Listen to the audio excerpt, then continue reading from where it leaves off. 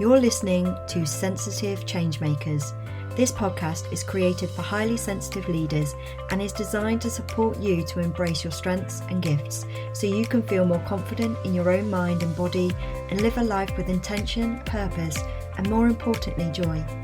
I'm your host, Kate Carter, a fellow HSP who has a BA Honours degree in education, is a fully trained and qualified professional coach and NLP practitioner, and has over 17 years of teaching and over 3 years of coaching experience supporting highly sensitive people. I believe that you can do anything you want to in this life, but that sometimes the path forward becomes muddy with self-doubt and fear of failure. It's my mission to help sensitive thought leaders peel away the self-doubt and stories holding them back, for them to see their own beauty and strength so they can increase self-confidence and self-trust through thought and embodiment work and see their path clearly and move forward confidently, living their life with intention and purpose. I would love for you to come and join us. Hello and welcome back to Sensitive Changemakers. I hope, as always, this episode finds you well. I am really excited to welcome Helen Hannah into our space today. She is one of the most passionate people, and I know that's going to come across in the episode. So I'm really excited to share more about her, what she does, and how she can help. In a nutshell, Helen helps female business owners over 40 stop waking up at 4 a.m. with anxiety, which you know is spot on to what we share here, giving you more time and increasing productivity. Helen, it is lovely to have you on. Would you like to add anything to that bio before we start? Hi, Kate. Oh, I'm so excited to be here. So I just want to say thank you so much for having me.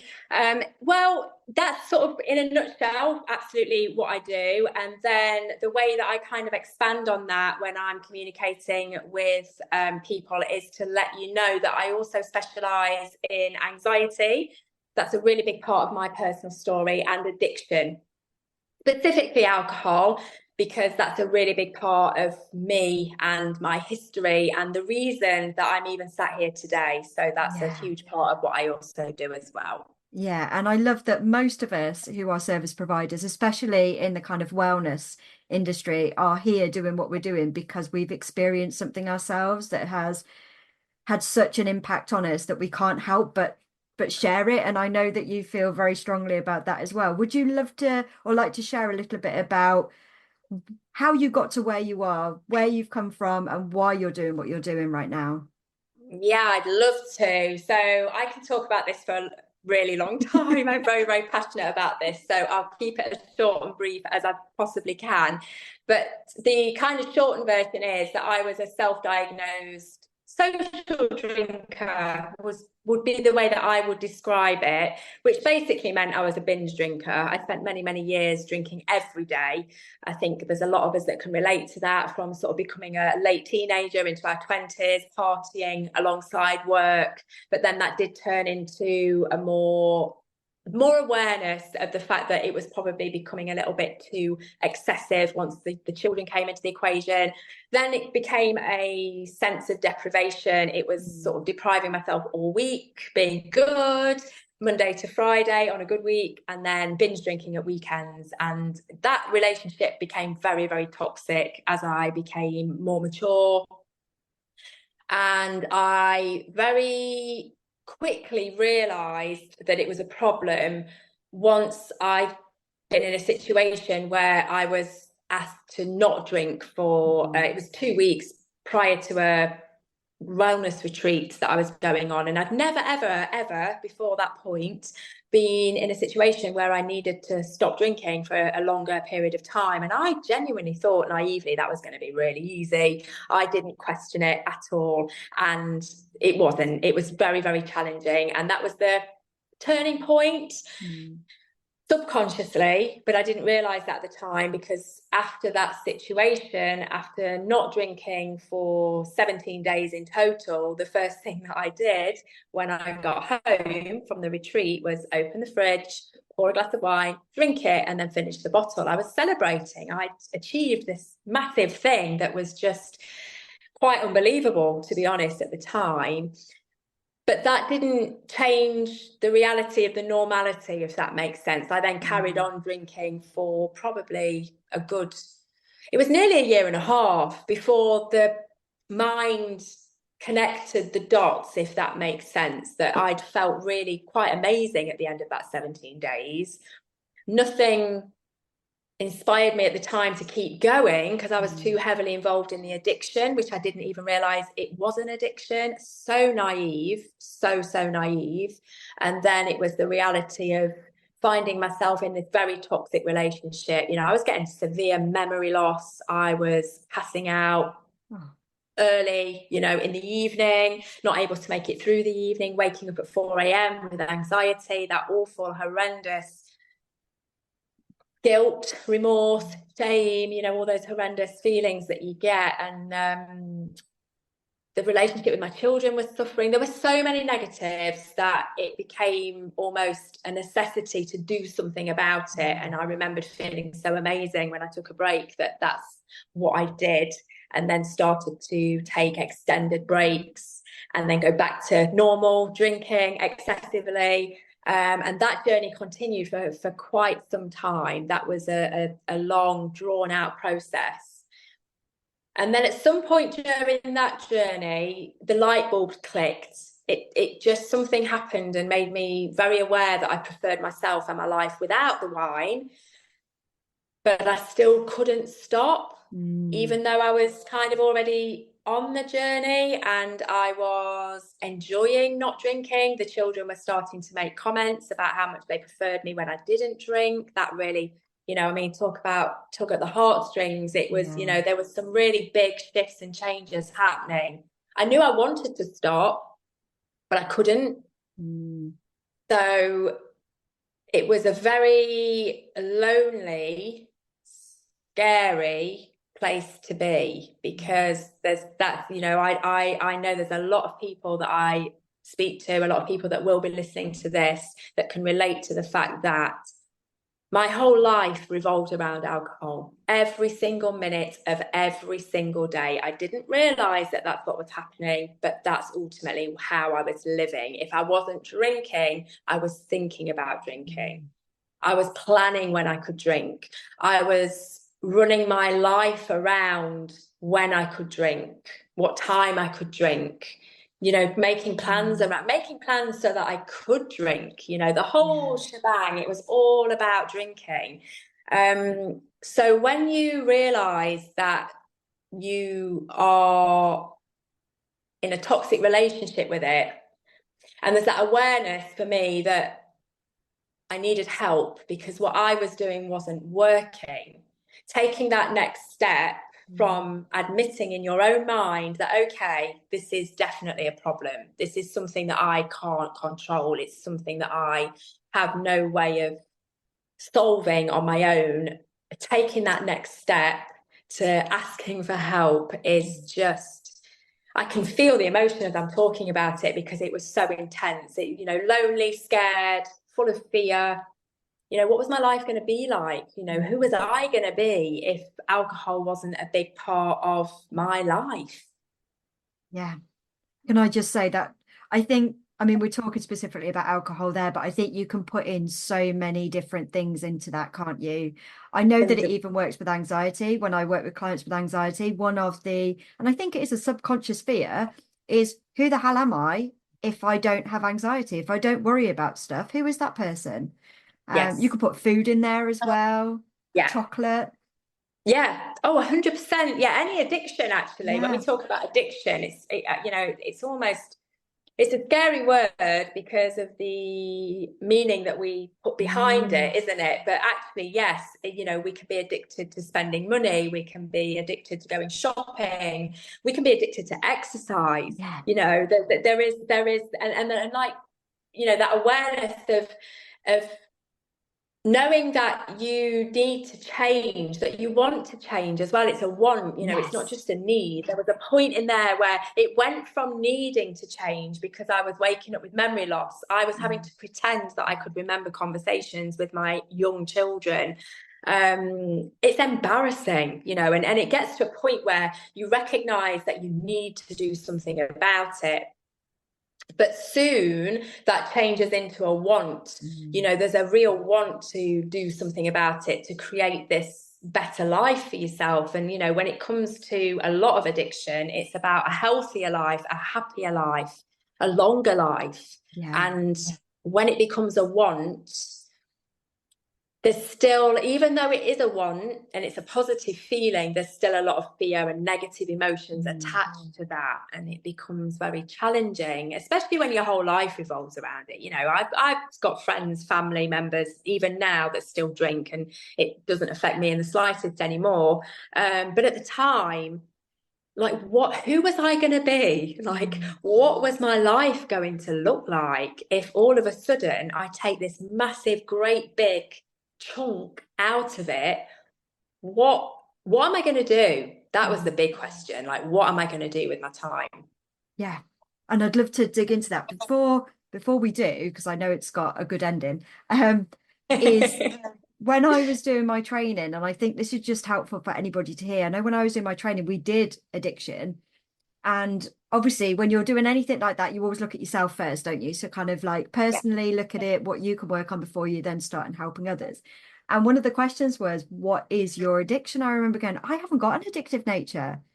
And realizing that everybody obviously it's always a scale, isn't it? You have people who are more prone to being really kind of addictive, and then you have less people and people who are less prone, but you are all on a scale somewhere. And I didn't even realize I was on the scale. So just having that awareness of kind of opening your mind to the possibility that there will be something that you have in your life that is on there somewhere. It may not be alcohol, may not be food, but like you said, there's so many different things.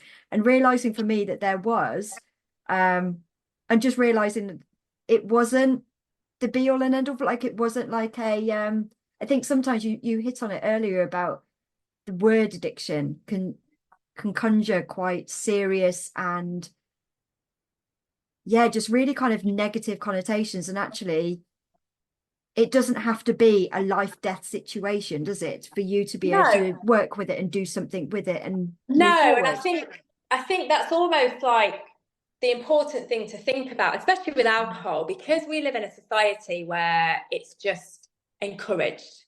You know, it's actively encouraged. The amount of peer pressure that I got from people, and I don't mean this in a negative way, I just mean that people don't feel comfortable being around somebody that's choosing not to drink, and it was a choice. So I found that the peer pressure was a very, very big part of the journey. The first time that I took a break, I stayed at home. I literally didn't go out of the house for events, social events. I kept myself very internally safe, I guess. And then the second time, I remember thinking to myself, if this is something that you're seriously thinking about doing long term, you need to be able to go out and socialise and go out and be in public. So I really tested myself the second time. And what I very quickly learned that I found really, really interesting was it wasn't about the event itself. It was the lead up to the event that was the mental torture. So once I got to the barbecue or to the pub, or wherever it was I was going, and I sat down and I ordered my coffee, or I ordered my lemonade, or whatever it might have been, I was fine. It didn't bother me at all, not one bit.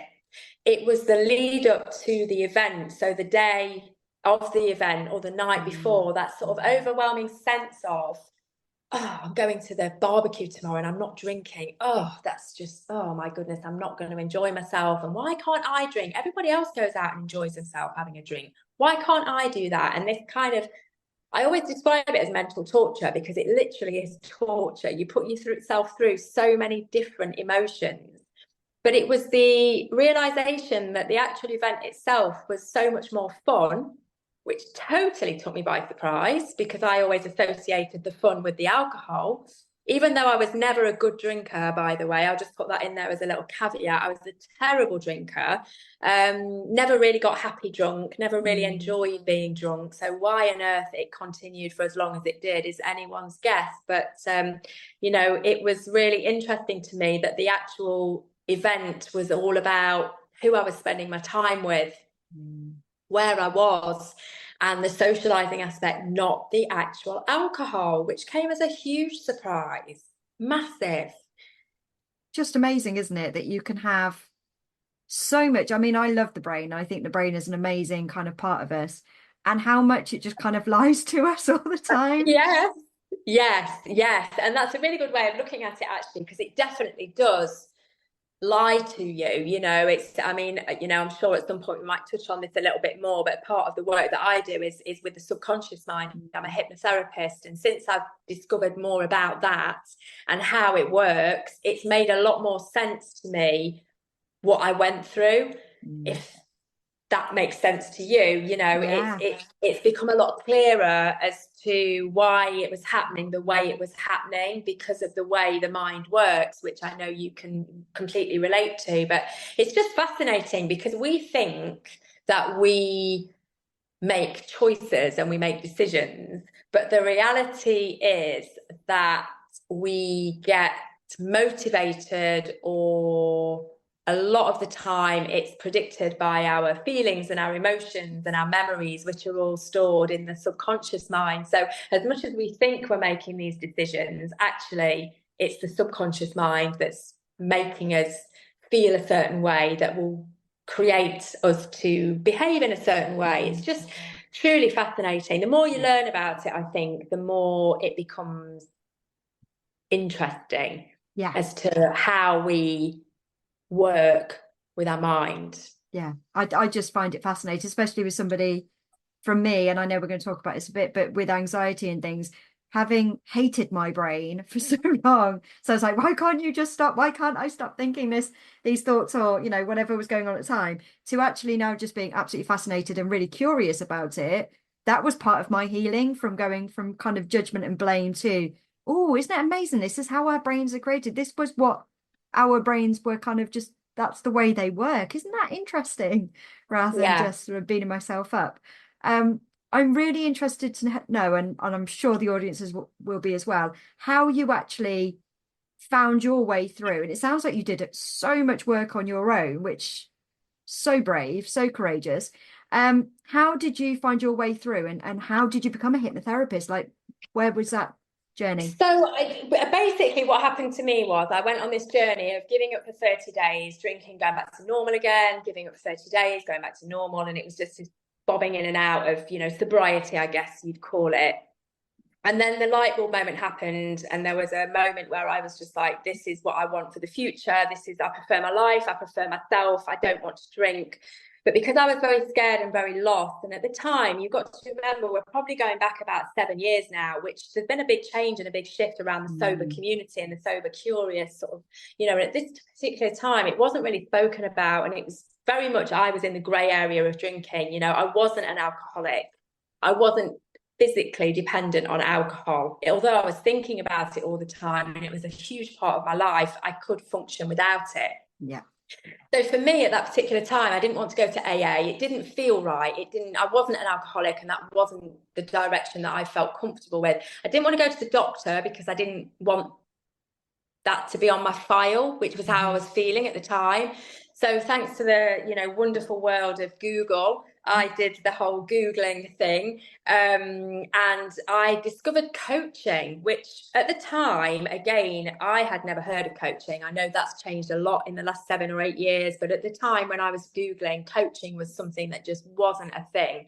It hadn't been spoken about a lot. I didn't really know what one was, but something felt right about it, and it must have been right, because very long story short, I did end up working with a coach for 12 weeks on a transformation program, and it literally did exactly what it said on the tin. You know, it transformed my life. Like, it was just so inspirational that I could go from being an addict, which I still actually struggle to say out loud, if I'm honest. It still feels like that was what I was, end of.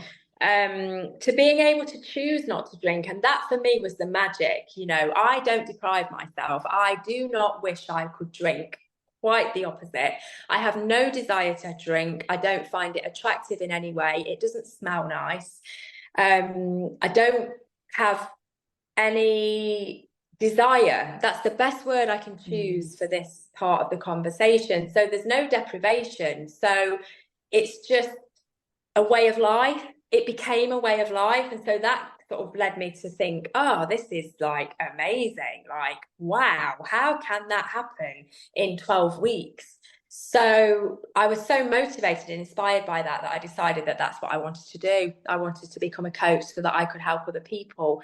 And, you know, it was just the right thing at the right time. And I worked really passionately as a coach, and I still coach now. It's still a very, very big part of what I do. But when I was coaching around addiction specifically, it would often bring up trauma, some kind of trauma. And trauma isn't always, you know, a huge, big, life-changing event in your life. It can be a comment that somebody made to you when you were 5 years old that you don't remember, that your body stores as trauma. So when I talk about trauma, you know, it isn't always the big stuff. But very often when you're talking to somebody that is dealing with anxiety or addiction, there's some form of trauma that's happened in their life that comes to the surface.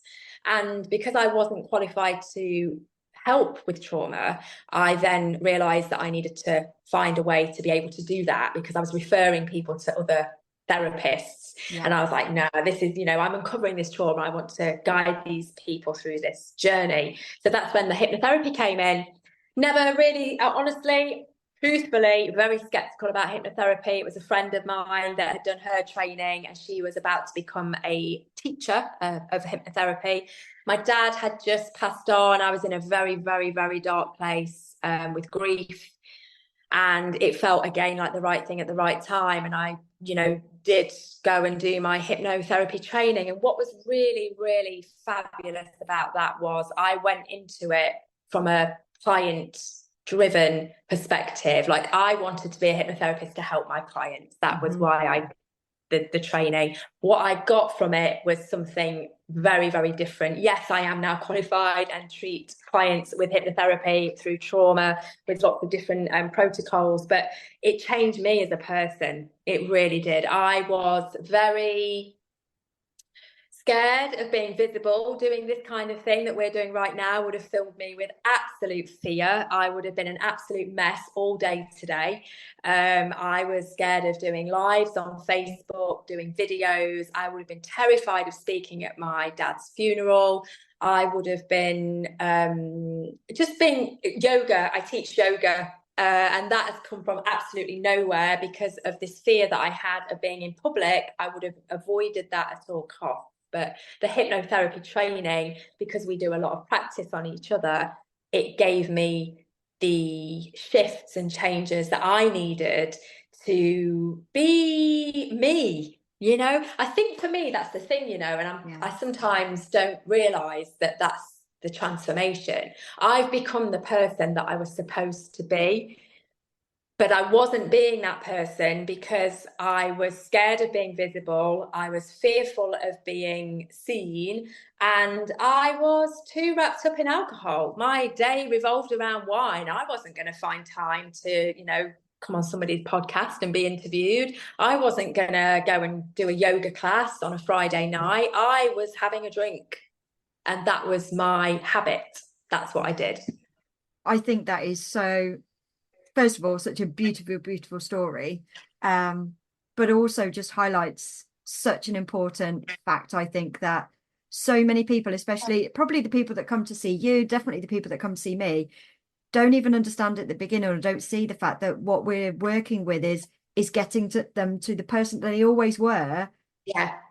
But that it's just been, I always talk about like the layers of an onion, like all of the kind of little bits of trauma and all of the addictions and all of the little bits that are covering up all of that beautiful gold that's underneath. And it isn't, you're not transforming into a brand new person. You're just the person that you're always meant to be.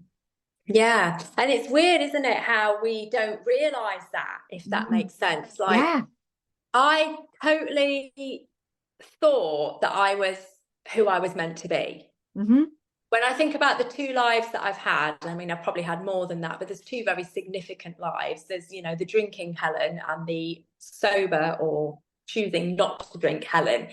And when I sort of think about the Helen that was drinking, I didn't question anything. Like, I didn't realize that it was not a good place to be, because that was my normal, because I was drinking every day and waking up every day feeling absolute rubbish, because ultimately you do feel absolute rubbish when you've had a drink, because it's ultimately poisoning your system. So, you know, even if you are a moderate drinker and you don't feel like you've got an issue with alcohol, the alcohol that you do take in is affecting your body. It is a poison, and so therefore it will impact the way you feel.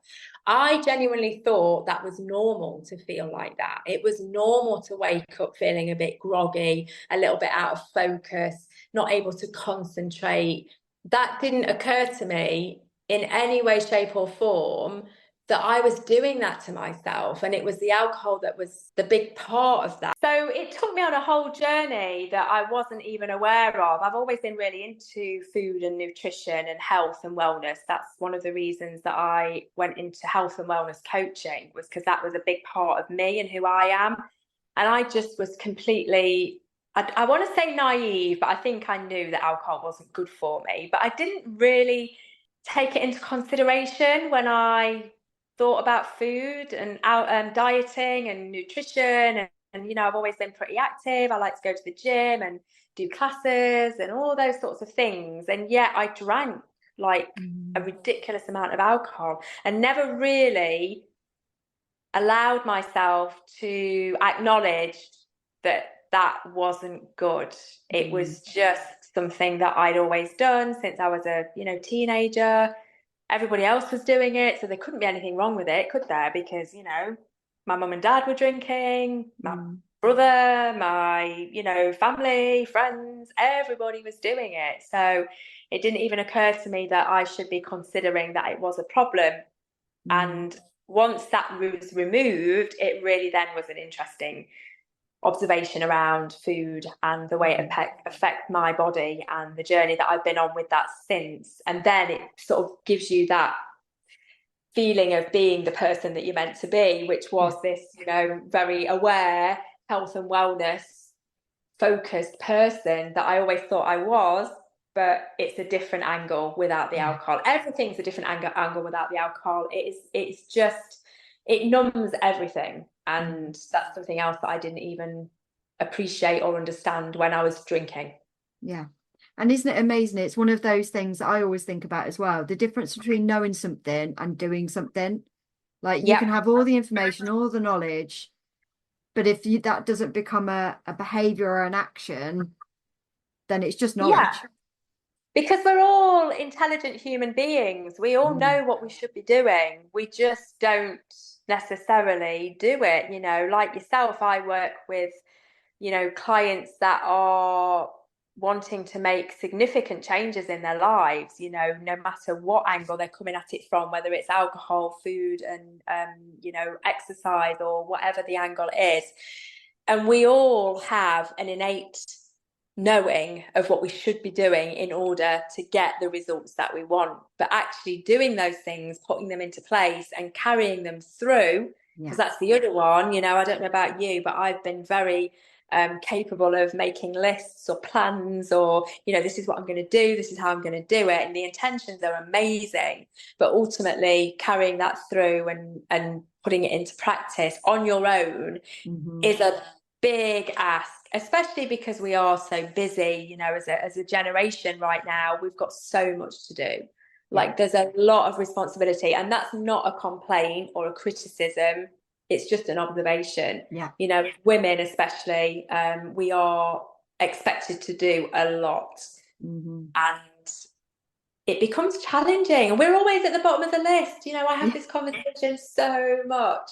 We are always at the bottom of the list. Everything else comes first, and it's okay, because we are comfortable with that. It's the natural thing to do. The kids come first, the house comes first, the relationship comes first, work comes first. And then if there's anything left at the end of all of that, we then sometimes consider maybe it's time for us to do something, whatever that might be. But actually, what I've learned the hard way from personal experience is, if I put myself at the top of that list and make me the priority, everything else benefits. everyone else benefits. Everybody and everything else, benefits from me looking after myself. Yeah.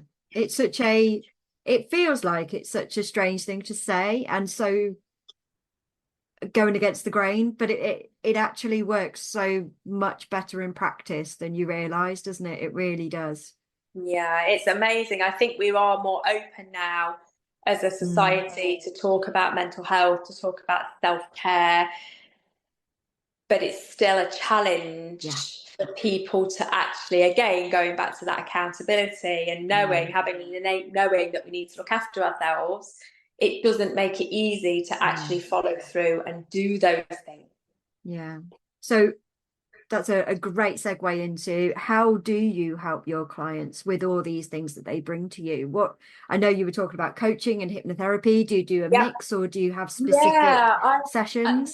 What I tend to do now is it's all based on the individual client. I don't offer a one size fits all. I've very much recently as well started really tuning into my spirituality. That's something that's very much out of the blue. Like I did not see this coming at all.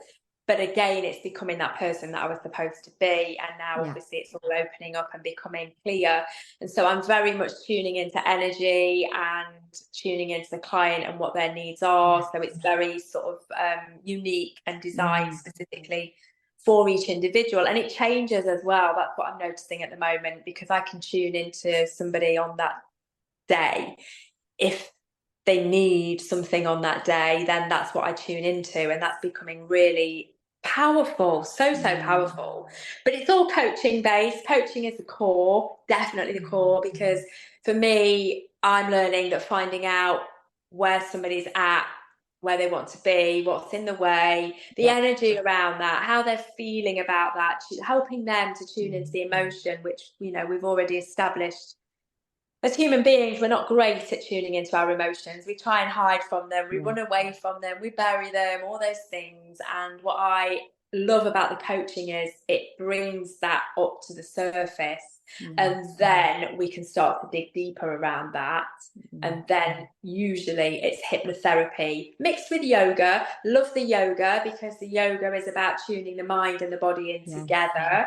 So very often, yes, the hypnotherapy is amazing for tuning into the subconscious mind, but we're storing a lot of that in our body as well. So it's very powerful to use a combination of all three. Never really quite come up with a nifty name for it all. It's, I'm a coach, I'm a hypnotherapist, and I'm a yoga teacher. And I just use all of those skills to help my clients. Yeah, that sounds amazing. I'm nodding my head because I'm like, yes, we use different modalities. We both got coaching.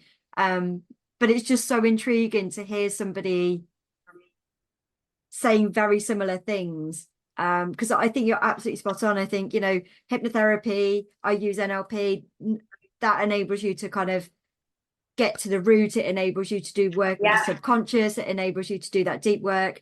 You've got the coaching, which, like you said, enables you to get that really like baseline understanding of where you are, where they want to be, what's in the way. And then that somatic, that body, that it's so important. Like sometimes I'll just get my clients to move. I'm like, how do you want to move right now? Because you need to kind of, you can feel the emotion come up for them. I'm like, right, let's process this emotion. How do we need to where is it? Where are you feeling it? And also what I'm finding at the moment is allowing them the space to tune into it. Yes. That can be so powerful. Like it doesn't even have to be deep work, which obviously I do with my clients. I do a lot of regression, I do a lot of art therapy. But sometimes it really is as simple as giving them a safe space to understand what they're feeling, where they're feeling it, and actually allow them to tune into it, feel it, understand it. And then the breath can be super powerful for releasing it. It's just some of the results I get, even just in Friday morning yoga sessions, like people coming in with sore ankles that they can hardly, move. And then they, at the end of the session, they're like, look what I can do. And they're standing on their tiptoes. And it's like, literally like, what?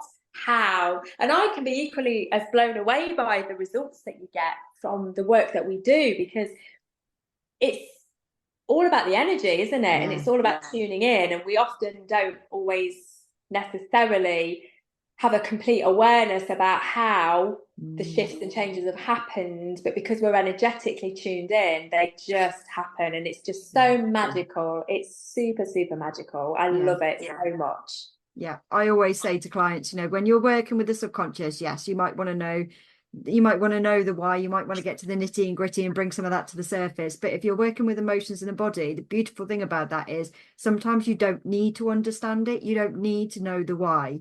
It's just, it's so powerful. So thank you so much for bringing that to this episode, because I think there's so many people that don't know that, and it's such a powerful way to work. Yeah. So It really is. I think for me as well, what I'm learning, because obviously we're learning all the time, aren't we? Absolutely, And I love that. I love the fact that I'm learning from my clients, and I'm starting to bring in more and more different, ways of working. But for me, the thing that stood out the most recently is when people are in pain, whatever that pain might be. And I'm not saying there isn't sometimes a medical reason for pain. However, what I am saying is if you're waking up with pain, whether it's shoulder, neck, it might be, your lower back, usually the reason that pain is there is because it's the subconscious mind's way of communicating with the conscious mind that something's not right. Something is out of sync, it's out of balance. And I've spoken to a lot of people recently that have got pain somewhere in their body. They've been through numerous tests with the doctors, the hospital, x-rays, etc., etc. Nothing wrong with them at all. And it's because the body's storing the emotion and it's showing up as pain. And when I have this conversation with people, you can literally kind of see the light bulb moment where they're like, that makes sense. And then when I ask them, can you remember the first time that you started to experience this pain and this discomfort? And they're like, yes. And there's usually something pretty big that's gone on in their life at that point, whatever it might be. It might be divorce, it might be financial worry. There's usually something that they can relate to the first time they experience the pain. And it's just a real, again, I keep using the word, but it is magical, because once they've got that awareness and they realize that that's potentially why they've got the pain, then they can do something about it. And it's just incredible. And that brings us lovely onto, I know there are 3 things that you wanted to share, and one of them was awareness. Yeah. So would you like to just delve into those 3? Yeah, I will. And the reason I always start with awareness is because for me, that was such a pivotal part of my journey. So I've been through that experience of once you've got the awareness, and you can have it so deep down, you don't even realize that you've got it, if that makes sense. Like I definitely experienced this. Like I knew that I had an issue with drinking, but I wasn't aware that it was an issue.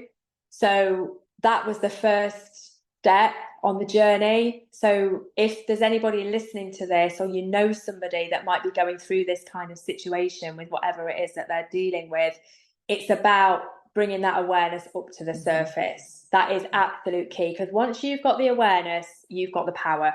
Yeah, you can do something about it. You're in control. It might not be easy, it might be challenging, but you can do something about it. So for me, awareness is absolutely number 1. The second thing for me is finding your why. There's always a why, and it's almost digging that little bit deeper to find the why underneath the why. But certainly at the beginning of the journey, it was about understanding why I wanted to become a healthier, happier version of myself. For me, it was my children. My children were of the age where they were very impressionable, and they were asking questions that made me feel very uncomfortable. They were telling me things that I couldn't remember. I'd wake up sometimes with, blood on my elbows, or unexplained injuries that I'd got whilst I was drinking, and it was just it was embarrassing. I was very ashamed. So for me, my children were my big why. And it might not be children, everyone's different, everyone's got a different why, but having that why at the forefront of your mind at all times is a game changer, because when you are in a situation where you are making a decision whether something's moving you towards your goal or away from your goal, your why is going to be that significant difference in the decision that you make. So having that why, understanding your why, really important. And then something that I found really powerful, and I use this a lot with clients, and it's very simple, is journaling. And it doesn't have to be pages and pages of writing down all your emotions and getting a big old story out there on paper. It can be as simple as bullet points on your phone, in your notes. It's literally taking the time to get the emotion out of your head and onto something else. Mm-hmm. So it removes the backlog that you get very often of how you're feeling. It's a little bit like a shopping list, you know. You've sometimes got 3, 4, 5 things that you need to remember from the shop, or things to do, and your brain starts to go into overactive. It's so much to remember, and it starts to freak out. As soon as you make a list, you've got 3 things on it, you're like, oh, is that it? Is that all I need to remember? And it's a little bit like that with your emotions. They can become at times really overpowering, especially if you're dealing with something like addiction or anxiety. It becomes very blurry and very out of focus. So if you can find a way to get those emotions out of your head and onto something physical, it does help. And also it's very powerful for seeing patterns in your behaviour, things that might be triggers. And you can start to understand on a deeper level the reasons why you might be making the decisions that you're making, even though you don't want to. Yeah, those are fantastic tools. I love journaling. I've got so many notebooks. So journaling is a wonderful way. I just love the process of writing, but yeah. And you know what? There is nothing better for most women, not all women, than getting a brand new notebook and a lovely new pen and writing in it. So it's about taking out the stigma of journaling, because there's a lot of people that I work with are like, you know, it's a little bit far removed from where they are right now. But you can make it really simple. Like I say, bullet points in your notes, in your phone. It might be a spreadsheet on your laptop, or it might be a lovely new notebook and pen. It's just removing what's going on in your mind getting it out and starting to see those patterns. Yeah, absolutely. Oh, thank you so much. This has been such a wonderful, wonderful conversation.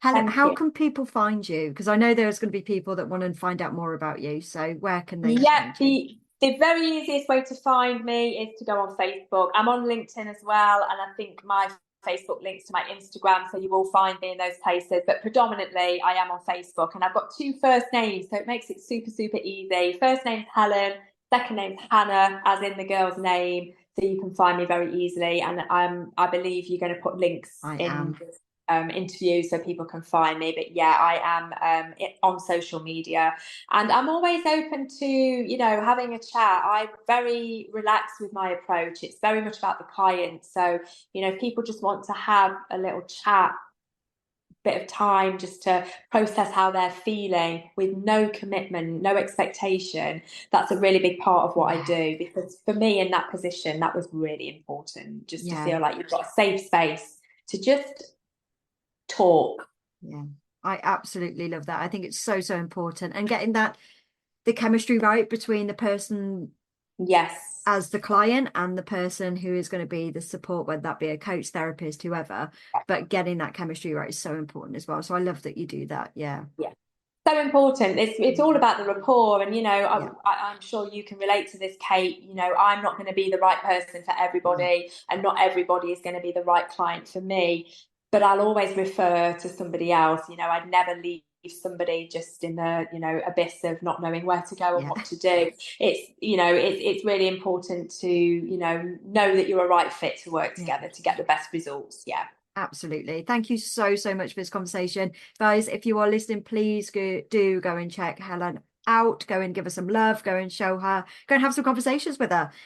Please do that. Helen, thank you so much. This has been such a wonderful conversation. Have you got anything else you'd like to add before we say goodbye? I would just like to say thank you so much for having me, and just let anyone know that might be feeling, you know, a little bit sort of like this is really hitting home, is that, you know, you're not on your own. You are not on your own. That was the overwhelming thing for me, was feeling so lonely, which made me then feel scared. So it's just really reassuring anyone that might be listening to this that is, you know, feeling like it's hitting home, that you're not on your own. Thank you so much, guys. Oh, what a conversation. I'll be back next week. Have a lovely, wonderful week, guys. I'll see you soon. Bye. Thank you so much for listening to this week's episode. If you have any takeaways or any questions, please do reach out to me either through Instagram, LinkedIn or Facebook at Kate Carter Coaching, or you can email me at kate@katecarter.co.uk. I always love to hear your feedback and the things that you have taken from the podcast. If you know of any other highly sensitive people, then please do share this so that I can reach more and support more highly sensitive people to embrace their strengths and gifts. As a thank you, I will pick a winner every month for a free 50-minute coaching session with me. Thank you so much.